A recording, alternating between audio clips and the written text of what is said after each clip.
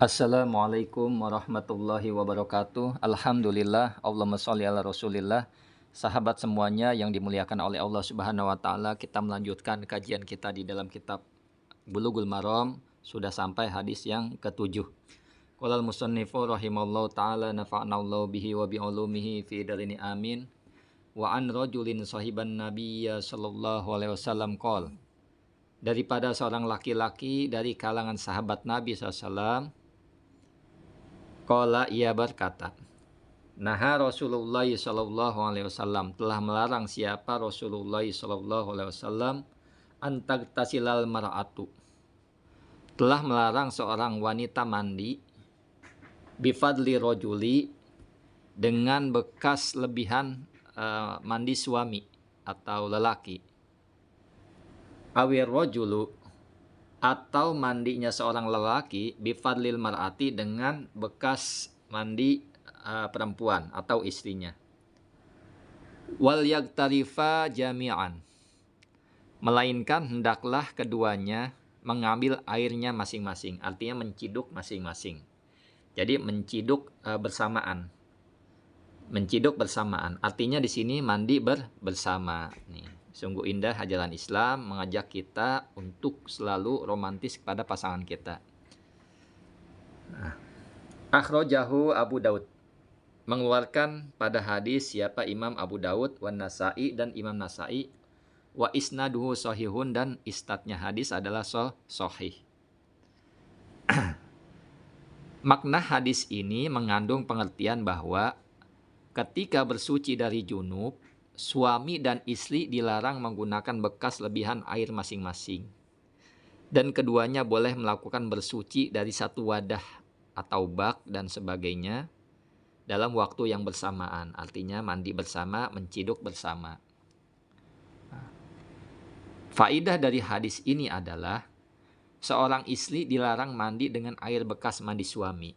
Nah ini. Yang kedua, suami pun dilarang mandi dengan air bekas mandi istrinya. Nah, kemudian yang ketiga, suami dan istri boleh mandi dari satu wadah dengan memakai alat mandinya masing-masing. Nah ini, jadi satu bak mandinya bersama, menciduknya saling ciduk, artinya dua-duanya megang gayung. Namun yang keempat adalah larangan dalam hadis ini menunjukkan makna tanjih. Artinya adalah bukan haram. Ini adalah makruh, jadi makruh saja. Ya, makruh saja. Jadi hendaklah kalau tanjih itu ya hendaklah dihindari seperti itu.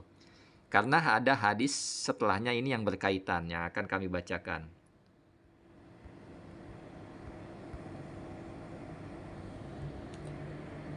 Hadis nomor 8, wa an ibni Abbasin radhiyallahu anhuma, dari sahabat Nabi yang bernama Ibnu Abbas radhiyallahu anhuma, semoga Allah meridhoi keduanya. Anna Nabiyya sallallahu alaihi wasallam, bahwa sungguhnya Nabi SAW kana, ada siapa Nabi, yagtasilu itu mandi ianya Nabi, bifadli Maimunata, dengan bekas mandi Maimunah radhiyallahu anha, semoga Allah meridhoinya. Akhrajahu, mengeluarkan pada hadis Muslim, Imam Muslim. Nah ini hadis yang berkaitan dengan hadis sebelumnya. Bahwa di hadis sebelumnya Nabi melarang bekas mandi pasangannya masing-masing. Namun di hadis nomor 8 ini malah Nabi melaksanakan atau melakukan mandi dengan bekas air Maimunah. Nah, kita baca ada hadis yang lain. Hadis nomor 9. Wali ashabis sunan, dan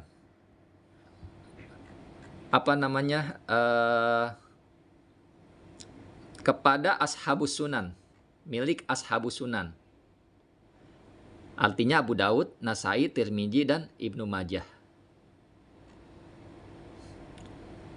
Iktasala ba'du azwajin Nabi sallallahu alaihi wasallam, telah mandi siapa sebagian istri-istri Nabi sallallahu alaihi wasallam, fi jafnah, di dalam bejana besar, wadah besar. Paja'a, kemudian datang ianya Nabi, liyagtasila, untuk mandi ianya Nabi, minha, dari bejana tersebut. Faqalat, maka berkata siapa ba'du azwajin Nabi sallallahu alaihi wasallam, inni kuntu junuban, bahwasanya sungguh aku ini dalam keadaan junub. Sungguh aku ini adalah junub. Faqala, maka berkata ianya Nabi SAW, innal ma'a, bahwa sungguhnya air, la ya junub, itu tidak junub. Wasohahu Tirmiziyu wa Ibnu Huzaimah. Mensahihkan pada ini hadis Tirmiziyu, Imam Tirmizi, wa Ibnu Huzaimah, dan Ibnu Huzaimah. Jadi berlawanan dengan hadis yang pertama.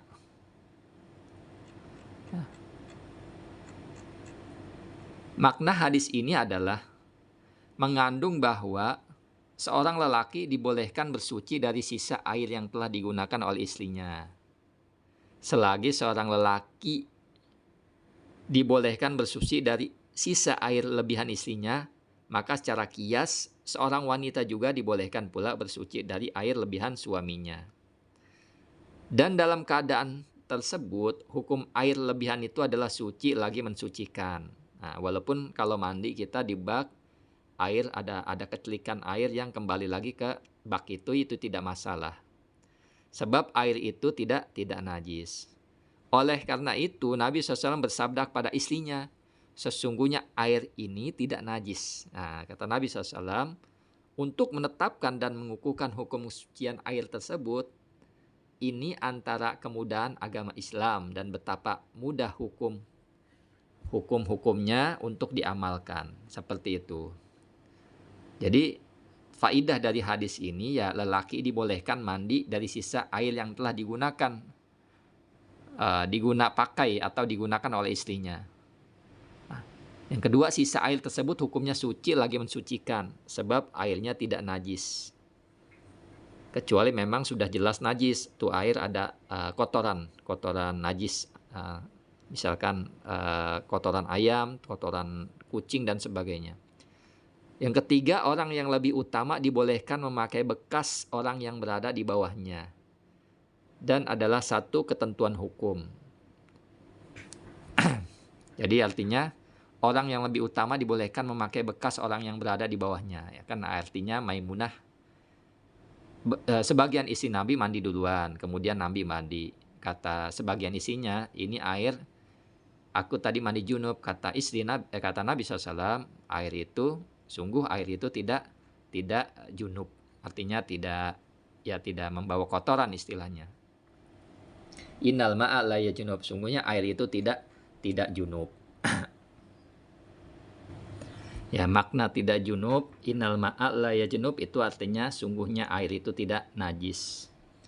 Ya, mudah-mudahan bermanfaat. Jadi intinya boleh kita boleh memakai ketika kita junub, memakai mandi dengan menggunakan bekas air pasangan kita masing-masing. Begitu juga sebaliknya, istri kita mandi menggunakan air bekas kita, itu tidak masalah. Hanya di sini larangan tanjih, makruh tanjih, tapi lebih baik dihindarkan. Ada baiknya mereka mandi berdua.